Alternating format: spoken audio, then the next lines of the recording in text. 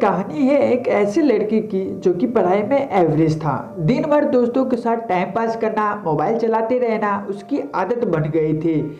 घर पर उसकी माँ की तबीयत भी ठीक नहीं रहती थी और वो ठहरे गरीब परिवार से और घर की हालत बद से बदतर हो गई थी। यानी अगर कोई मेहमान आ भी जाए तो उसके बैठाने तक की जगह वहाँ नहीं होती थी।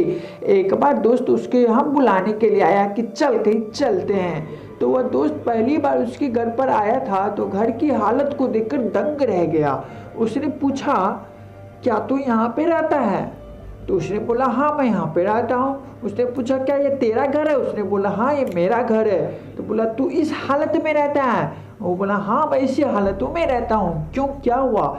थोड़ी देर तक तो उसका दोस्त चुप बैठा रहा, लेकिन वो फिर बोला, वाह वाह मेरे दोस्त वाह, तेरी घर की हालत बद से बदतर है। माँ घर पर बीमार पड़ी हुई है, पापा दिन रात काम करके थोड़ा सा पैसा जुटा पाते हैं और उससे घर खर्च चलाते हैं, और तू दिन भर मोबाइल चलाते रहता है, दिन भर दोस्तों के साथ टाइम पास करता है, तुझे अपने करियर की कोई चिंता नहीं, वो तेरी घर की हालत बद से बदतर हो चुकी। तो एक बात बता, तू किसको धोखा दे रहा है? अपने आप को, अपने माँ बाप को, किसको धोखा दे रहा है? उसके दोस्तों ने कहा, तू चल मेरे साथ। उसने बोला, कहाँ जाऊंगा? उसने बोला, नहीं तू चल मेरे साथ। उसके दोस्त उसके वहाँ ले गया जहाँ पे उसके पापा काम किया करते थे।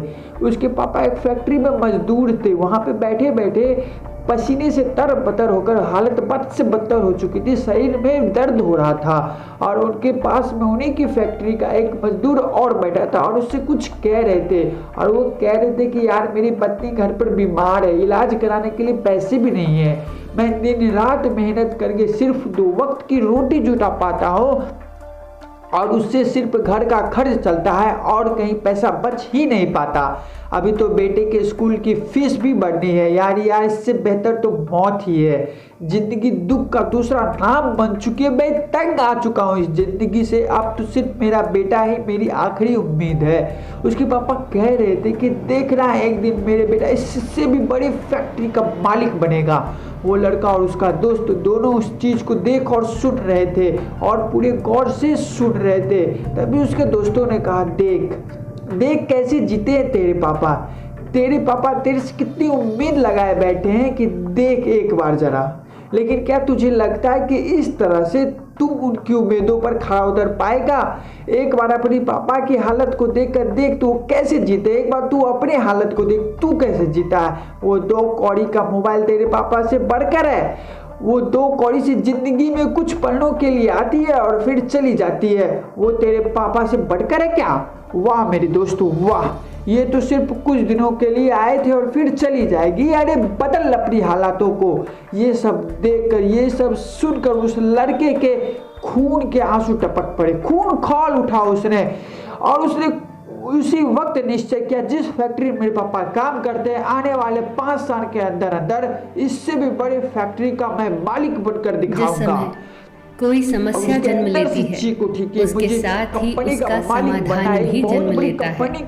मुश्किल से मुश्किल हालात में भी और जैसे ही उसके 24 घंटे का ही होता है। दिन के लगातार 10-10 घंटे पढ़ने लगा। उसके दिमाग में सिर्फ एक ही लक्ष्य कि बहुत बड़ी कंपनी का मुझे मालिक बनना है, बिजनेसमैन बनना है। उसके लिए मुझे क्या करना होगा? उसके लिए मुझे पढ़ना होगा और मैं पढ़ूंगा।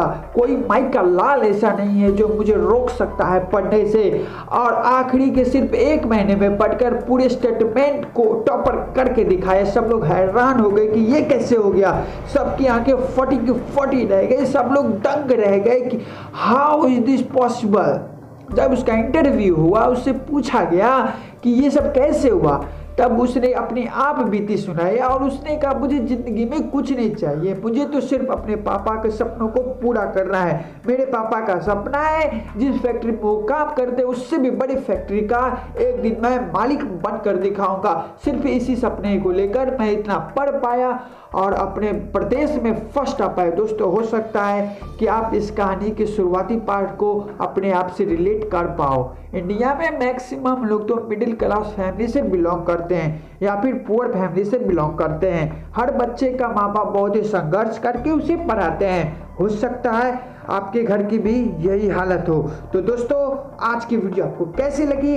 मिलते हैं आपसे कोई और कहानी लेकर के अगले वीडियो में।